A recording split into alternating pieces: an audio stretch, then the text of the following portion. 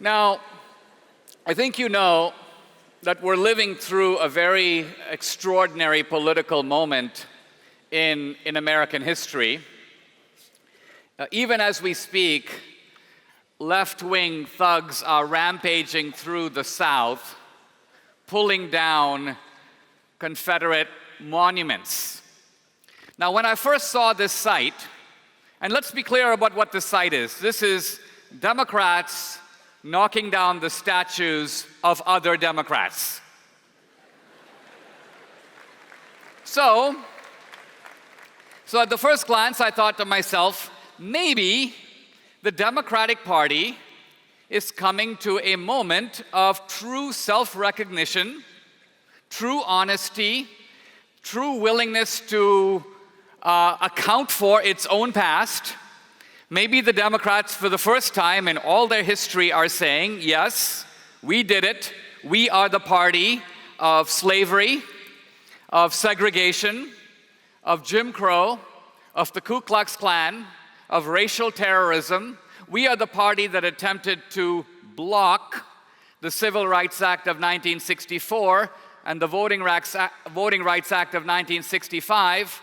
And we are now just so thoroughly ashamed of our own history that we have to take down these terrible reminders that we keep seeing in the form of statues of who we are.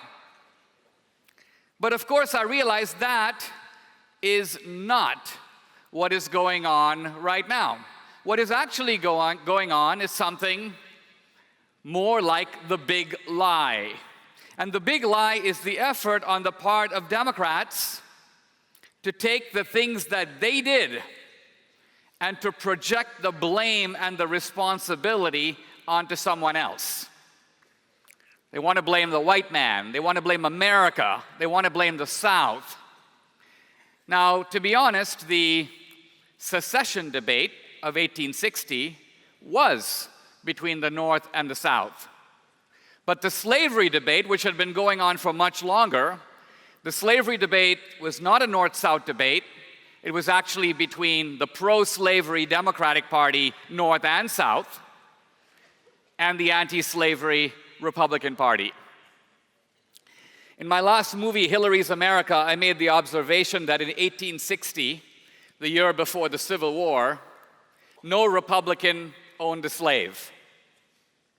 All the slaves in the United States, 4 million of them, were owned by Democrats. Think about that. Now, since then, in the last year, the left has been thrashing around to find a single counterexample to undermine my thesis, and all they'd have to do is give me a list of 5 Republicans who own slaves, and I'd have to take it back. But they can't do it. After intense labors, one Democratic PhD student said, I found an example. Ulysses S. Grant inherited a slave on his wife's side. And I said, that's true, but at the time that happened, Ulysses S. Grant was a Democrat.